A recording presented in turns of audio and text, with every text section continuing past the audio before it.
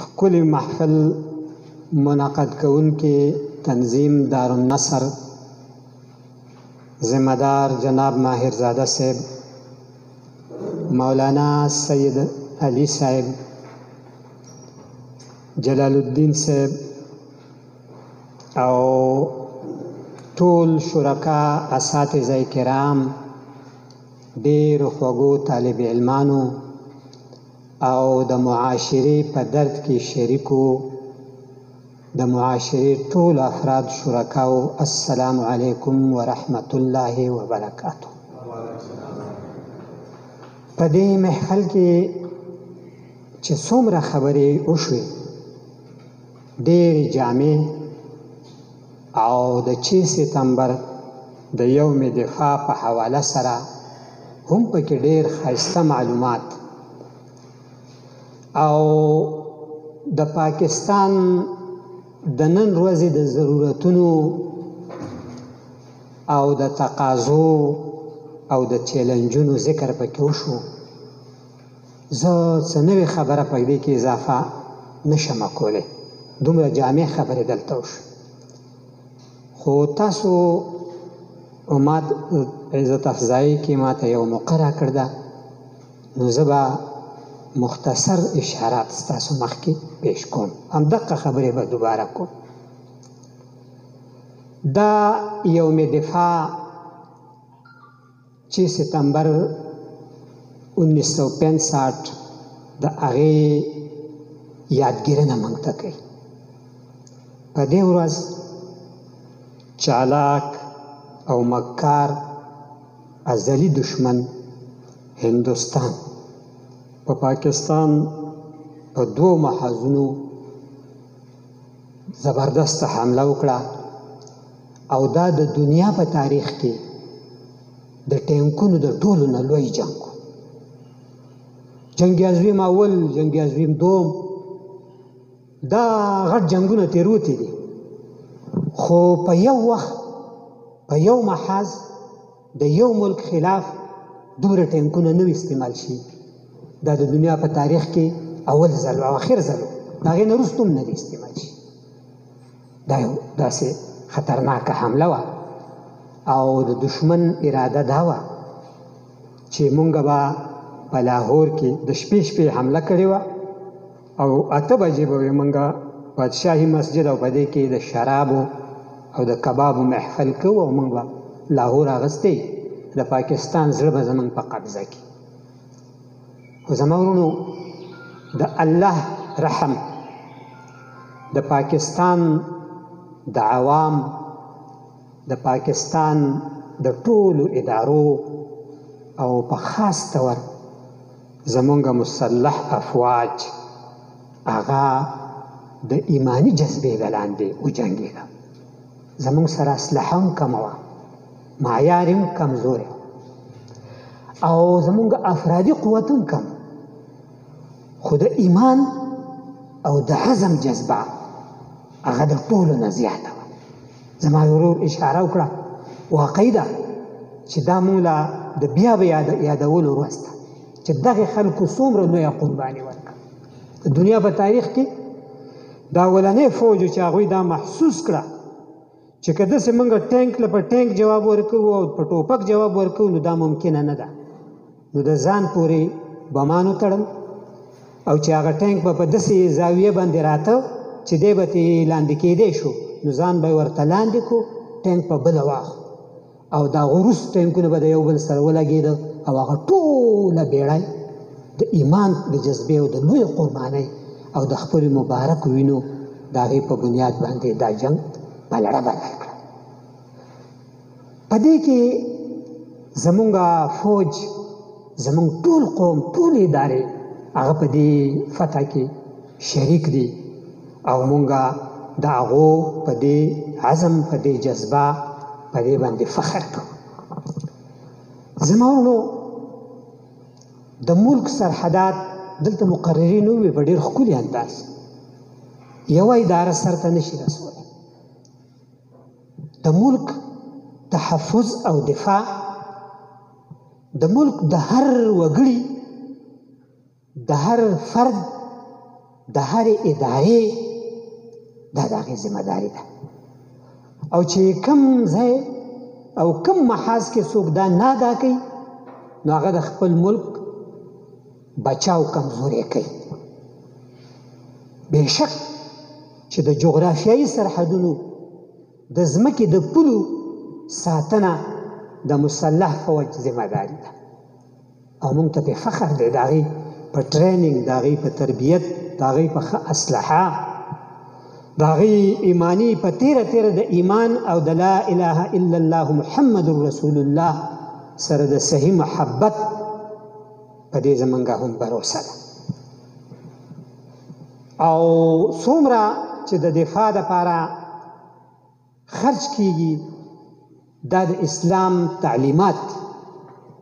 رسول خدا صلی الله علیه وسلم چې وفات کېده نو په کور کې د رڼا دپاره څه شی نه و، خو 9 تورې په دیوال باندې ځوړندې وې او پړق یې کوه، ښه صفا کړې وې. دا خپل امت ته دا پیغام و چې تاسو به واعدوا لهم ما استطعتم من قوة ومن رباط الخيل ترهبون به عدو الله وعدوكم. تاسو د دوی خلاف مکمل قوت ساتئ. مفسرین لیکي چې القوة هي الرمي. قوت نه مراد د ویشتو طاقت دی، ښه میزایل، بهترین میزایل ټکنالوژي، بهترین ایرفورس، بهترین نشانه بازی، دا ټول په دې القوه په دې کې شامل دی چې تاسو دا د دې لپاره زبردسته تیاری کوئ چې د الله دشمن د نه مو یریږي او ستاسو دشمنان هم او نور ډېر داسې دشمنان دي چې تاسو ته یې پته نشته او په هغو به هم رعب پرېوځي. نو لهذا دفاعي محاذ مضبوط ساتل دا د مسلمان او د پاکستان اولین فریضه ده، په دې کې شک نشته. خو زما ورونو د دې جغرافیایي سرحدونو سره سره د ملک نظریاتي سرحدونه، د ملک معاشرتي سرحدونه، د خپل ملک دین او مذهب او اقدار هغه محفوظ ساتل هم دقومره اهم دي لکه څومره چې زمونږ عسکري او جغرافیایي سرحدونو دپاره د اسلحې او د ښه ټکنالوژۍ ضرورت دی. زمونږ ټولې ادارې چې هغه په صحیح معیار باندې کار کوي نو هغه به اله د ملک صحیح دفاع کولی شي. په معاشره کې دننه چې کومه خرابي پیدا شي نو د هغې د بهر نه د دفاع کوونکی د هغې دفاع بیا نشي کولی. یو ډېر پوه انسان مخکې موږ ته خبره کړې وه، یو سړی چې یو اودس جوړي او بل اودس پې وکړي لکه 10 قلاګانې چې د ځان نه چاپېره کړي. نو چا ورته ووایي چې بیا په معمولي بیا اودسۍ باندې دا 10 قلاګانې څنګه ماتې شي؟ نو هغه ورته وایي چې دا 10 قلاګانې د بهر دشمن دپاره دي خو د دننه دشمن دپاره نه دي. دننه دشمن ډېر خطرناک دي. زموږ د خپل ملک دننه خپل روایات، خپل دین، خپل نظریات دا پرېښودل چې دي دا د دفاع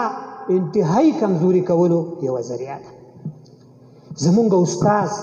زه استاز یم چې د استاز خبره مې اول خولې له راسي چې دی هر بچی خپل بچی وګڼي او دی داسې تربیت وکړي لکه څنګه چې دی غواړي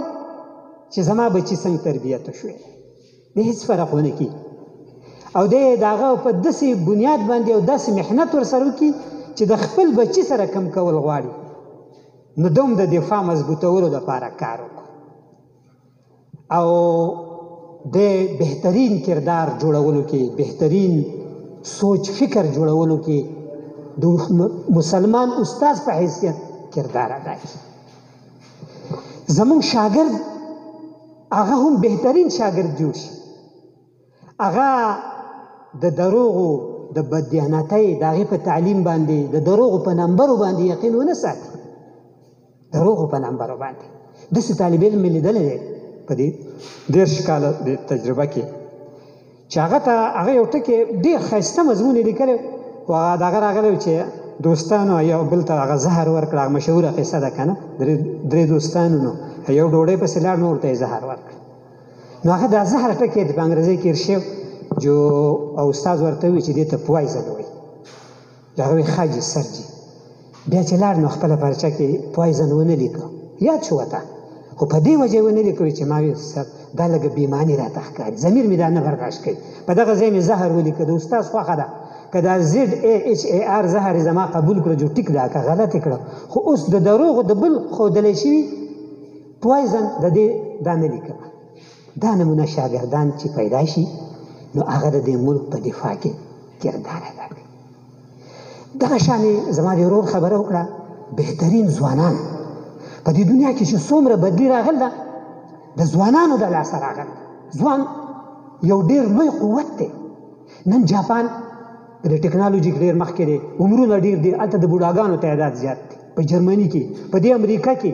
تاسو ولید د دې کرونا په دغه کې ډېر زیات خلک ډېره وجه دا ده چې ډېر معمر خلک دي هغه د دې شکار کېږي یوه وجه پکې دا ده او زمونږ په دې معاشره کې هغو ته د ځوانانو کمود دی د دې ځوانانو کمود په څه وجه دی دا د بې حیایي په وجه باندې راځي د هغوی دننه معاشرتي ژوند چې دی هغه د بې رهروۍ او د فحاشۍ شکار شوی دی یوه ښځه دا یقین نشته چې زه سا کال د دې سړي ښځه یم بل کال له به یم که به نه یم د طلاق او د ازادو ګرځېدو یو چلن دی نو بیا هغو سوچ کوي چې بل کال به دا زما ښځه نه نو دا بچي پیچلک ځان له څه له ساتم ښځه هم دا سوچ کوي چې دا به هم زما خاوند نه بل سره به یم نو بیا به پیچلک په ځان پسې څه له ساتمه د بچو د کموالي د هغې په یو رجحان دی په دنیا کې دا صرف مسلمانان ملکونه دي چې هغو له الله تعالی هغو کې لږ ډېر معاشرتي حیا موجود ده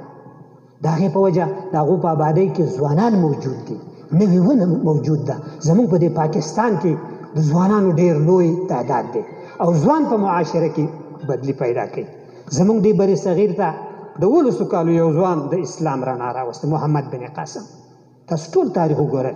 حضرت علي کرم الله وجهه رسول الله صلی الله علیه وسلم ته زه ډېر کمزور یم ځوان اول ځوانۍ ته داخلېده خو زه به د سره ولاړ یم او تر مرګه پورې خپله هغه وعده وپالله تاسو دا ټول تاریخ وګورئ د بهترین ځوان د خپل قوم دپاره یخ سوری دی ښه ځوان حیادار ځوان پاک ځوان د خپل معاشرې دپاره د امن کوټګۍ ده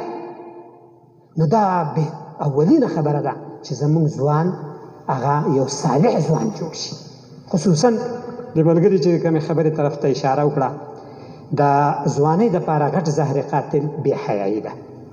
په بې حیایي په معاشره کې نور هم ډېرې خبرې دي خو نن سبا واقعي چې د دې موبایل او د دې فیسبوکونو د دې نوې ذریعو د دې په ذریعه باندې ډېر یو خطرناک کیل زموږ د ځوانانو خلاف روان دی ما په خپله په سکول کې مې یو ځل غټو جوماتونو فارست مې کړ غټ جوماتونه فیصل مسجد او مسجد نبوي او بیت الله شریف او د دنیا نور د ترکیې د غټ جوماتونه په دې کې اچانک یو داسې منظر مخې ته راغی د یو هوټل چې هغه د فحاشۍ منظر دا زمونږ په کنټرول کې نه که ته یې نه غواړې هم نو دا میډیا او دا ذرایع هغه د په دې باندې حاوي دي او هغه دا غواړي چې که یو سړی ډېر ښه طرف ته روان دی خو چې زه وله دا خپل زهر کم از کم یو منظر درته وښیم یو کلیپ درته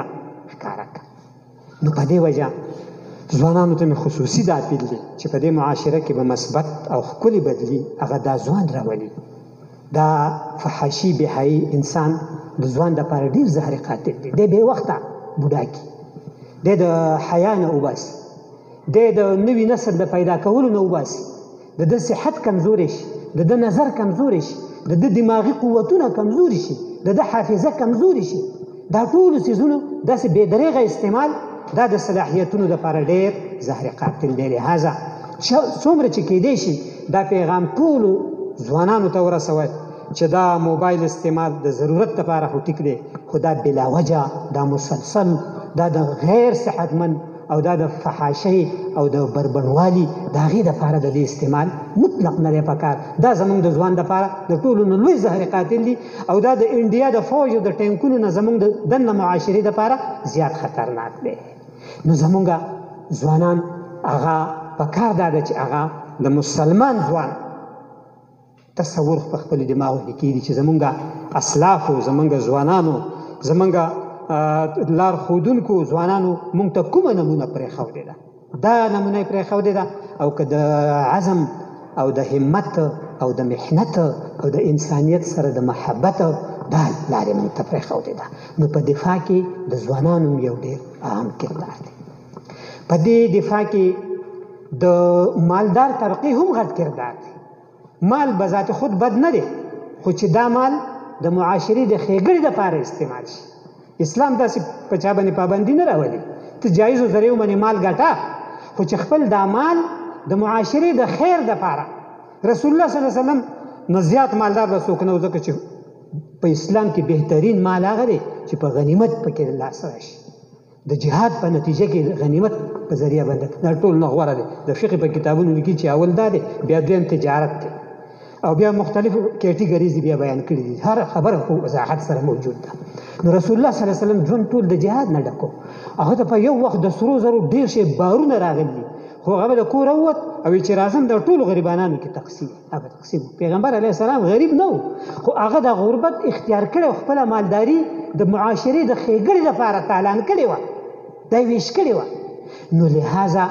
د مالدار طبقې هم څه ذمهداري دي په دې خپل دفاع کې د دې ملک دننه معاشرې په سټیبل ساتلو، مضبوط ساتلو کې د هغې هم یو کردار دی. د غریبانانو هم یو کردار دی. د غریب پرچه اسانه ده، خو چې هغه خپله وینه، هغه سره مال نه وي، خو چې هغه خپله خوله، خپله وینه د خپل ملک او د خپل قوم په ښېګړه راولي، هغه د صبر او هغه د استقامت او هغه د عزم او هغه د همدردۍ هغه چې دی هغه جذبه خپله په هغې کې کمزورتیا رانولي. نو دا هم د دې یوم دفاع یو اهمه تقاضا ده چې زموږ د معاشرې هر طبقه، هر وګړی هغه خپل کردار ادا کړي. زمونږ نارینه هم خپل کردار ادا کړي، زمونږ زنانه هم خپل کردار ادا کړي، زمونږ بوډاګان د خپلو کشرانو سره محبت کوونکي جوړ شي، د دوی لپاره دعا کوونکي جوړ شي، د دوی لپاره د ښو منصوبو جوړونکي جوړ شي. زمونږ ځوانان، زمونږ بچي دا خپل کم کردار چې دی هغه په ځای باندې ادا کړي. نو دا معاشرې او د دې ملک دفاع به انشاءالله تعالی مضبوطه شي. د دې ورځې هم دقه پیغام دی چې واقعي په تاریخ کې څه وشو، په هغې فخر پکار دی، خو هغه موږ ته دا راکوي چې زه په کوم حیثیت باندې یم. ته سوچ بین الاقوامي کوه، خو ته کار مقامي کوه چې ته په خپله معاشره کې څومره غنې د لارې نه لرې کوې، ته په خپله معاشره کې د څومره غریب په سر باندې لاس راکاږي، څومره یتیمانو سهاره جوړېږي، د هغوی دپاره یخ سوری جوړېږي. په دې باندې سوچ وکړه. څومره بچو ته د تعلیم لار ښایي، څومره بچي د نشو تماشو نه صحتمندو مشغلو طرف ته راغواړي. ته په خپل کردار باندې، او دا به ته په خپل کردار باندې ادا کوې، او په تیره امانت او دیانت او رښتینوالی دا د رسول الله صلی الله علیه وسلم دا صادق اوامین نه، دا یو زبردست شی. یا بله ورځ مې یو واقعه کته د سونامي چې په دې جاپان کې راغی، نو هغو ځای په ځای دا فلاحي سټورونه، لکه دا موږ یوټیلیټي سټور چې دی دا قسم سټورونه یې جوړ کړل، چابیان یې بار کېښوی په میز باندې، او بار یې ولیکل چې د خپل ضرورت مطابق څیز د دې نه وړی. او تاسو سوچ وکړئ چې یو سټور 2-3 میاشتې به پروت، هر سړی به راته او هغه به د خپل ضرورت نه یو ذره کم څیز وړ، قرباني به یې ورکوله. که تاسو په موږ باندې راولئ، موږ ته څوک داسې یو سټور پرېږدي چابیانې چې د ضرورت مطابق وړئ، موږ به یقین کوئ چې لکه د یو ملت نه به دویم ته نه یې پرېښودی. ساقیه میرا ایک کام کر دے، سارا میخانه میرے نام کر دے. دا ټول هر څه چې دي دا زه ځای ته کم، محفوظ کم. دا زموږ په معاشره کې د صداقت او د دیانت او د قربانۍ ورکولو او د بل دپاره د بل ضرورت هغه په خپل ضرورت باندې ویؤثرون علی انفسهم ولو کان بهم خصاصه، د بل ضرورت په خپل ځان باندې غوره کوي، هغې له ترجیح ورکوي اگر ځان له به ډېر تکلیف کېږي. مشهوره واقعه تاسو ته یاده زموږ د کتابونو کې به کېده که نه، چې جنګ یرموک کې یو صحابي تږی دی، اخري اوبو له راځي، هغه وایي څنګ کې یو سړي ویل چې ما له اوبه داغه له ورکړه. داسې په شپږ 7 کسانو باندې ګرځي چې بیا راځي نو دی شهید شي، په بل څه ځي هغه شهید شي، ټول اوبه نه څکي او چې دا بل رور دی اول وڅکي. د داسې جذبې نه د قوم دفاع جوړېږي. زما ورونو خبره ډېرې اوږدومانه، دا ستاسو کوم دارالنصر تنظیم چې دی دا هم د دې ملک د دفاع دپاره کار کوي. مثبت سوچ په معاشره کې د یتیم په سر باندې لاس راکاږل، د ضرورتمند سهاره جوړېدل، د غریب حوصله ښه کول، د غریب طالب علم حوصله ښه کول، د هغه ته اسانیانې پیدا کول، د هغه سره ښه رویه اختیارول. ښه رویه، زموږ یو استاد خبره کوله، وی چې یو هلک اوس د شی چا پټ کړو بیا ما ته پته ولګېد هغه هلک سره هغه ته مې دا پټ راکړه هغه راکړو او سبا له ما وویل چې داسې زما موندلی دا مې ورکړو او بیا مې وویل چې په دې کلاس کې داسې څوک نشته چې هغه غلا کړي هغه مې یو حوصله ورکړه نو هغه هلک بیا وروستو ډېر ښه عهده باندې و هغه به وي که تا په دغه وخت کې زه راټلی وې د دې طالب علمانو په مخ کې د سپک ښکاره کړی وې نو کیدای شي چې ما سکول پرېښولی دی د استاز معمولي خوږه رویه بچي د عزت نفس خیال ساتل دا د هغه د مخکې تلو دپاره باعث جوړېږي نو لهذا استاز هغه د مسلمان استاز په حیثیت باندې مونږ خپل کردار ادا کړو نو د دې ملک په دفاع او په بچاو کې مونږ بنیادي کردار کولی شو مونږ په یک وخت په سرحدونو نشي جنګېدی مونږ په یک وخت حکومتي ادارو ته نشي رسېدی بلکې دا خپل ځان او دا خپله معاشره دا زمونږ اداره ده دا د دې ملک بچاو کولی شي نو دا نمو ادارې چې هغه د یتیم هغه د حاجتمند هغه د ضرورتمند د هغې خیال ساتي نو دا هم د دې ملک د بچاو دپاره کار کوي زه د دوی ته په دې باندې شاباسي ورکوم او د دوی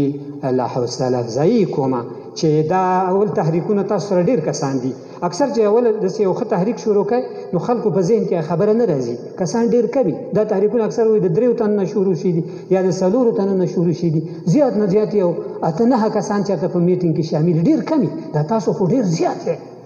خو که تاسو کې دننه اخلاصي همدردي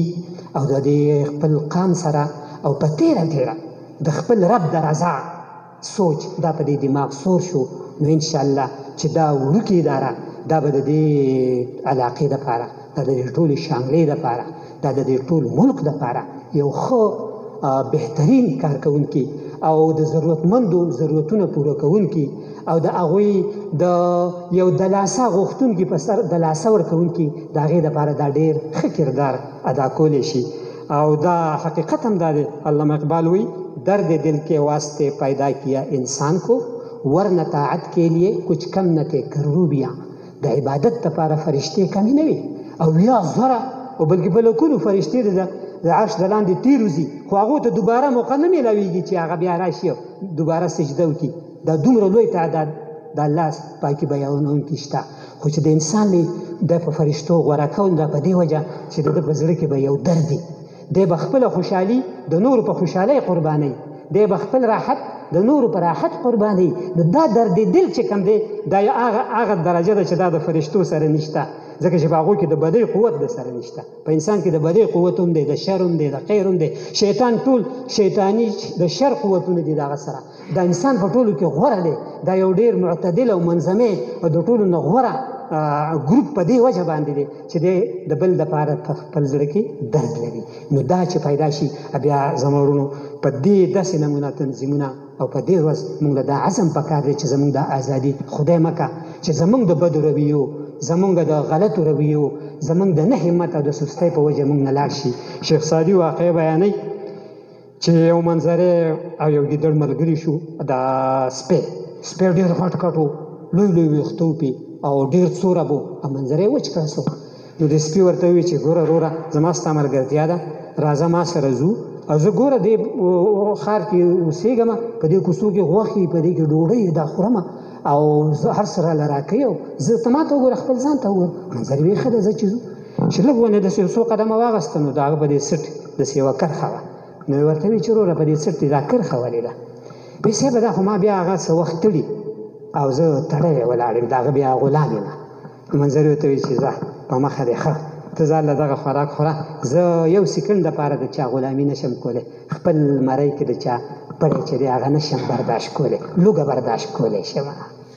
نو زما ورونو چې څوک چې د څوک غیرت او حمیت لري د ازادي ډېر لوی نعمت دی د خپل ازادۍ قدر پکار دی او د خپل ازادۍ قدر دا دی چې مونږ د عزم مونږ د خپل رب مونږ د خپل دین مونږ د دې ملک د نظریاتو چې دا په کوم بنیاد جوړې شوی دی د هغې سره وفاداري وکړو مونږ بل شی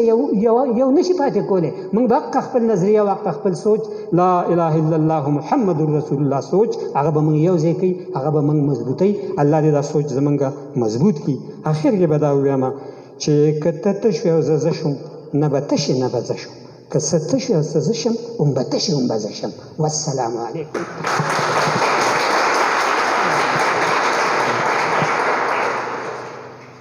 نو دی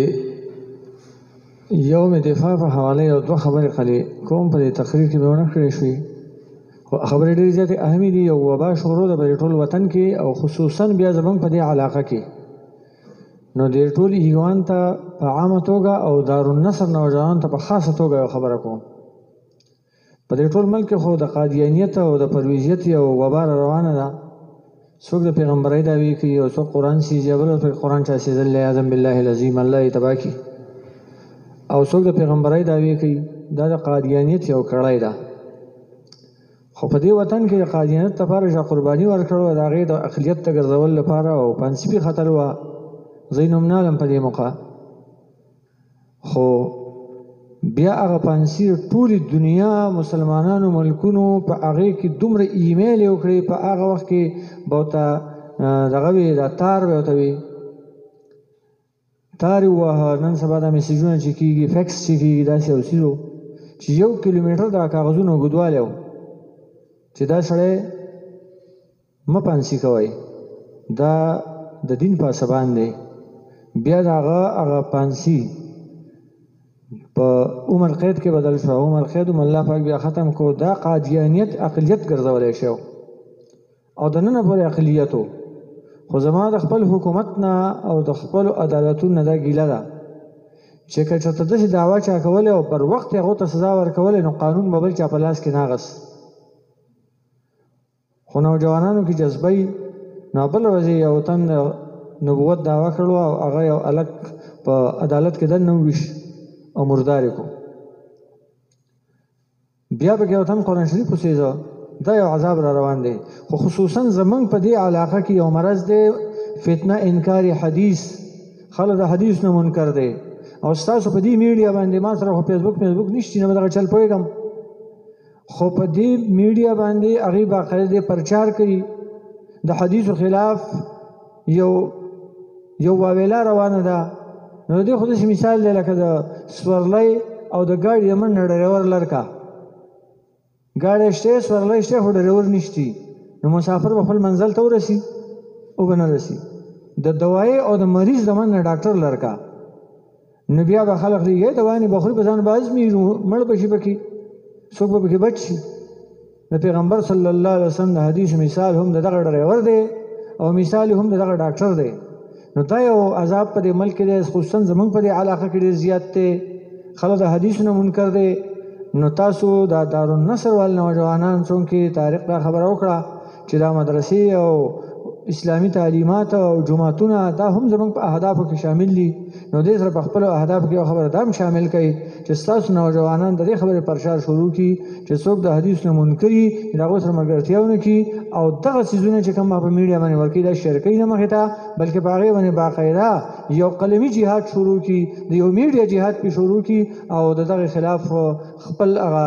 قوت استعمال کی چې د دین او د اسلام دغه سرحدونو دفاع وشي د پیغمبر سم د ناموس او د هغه د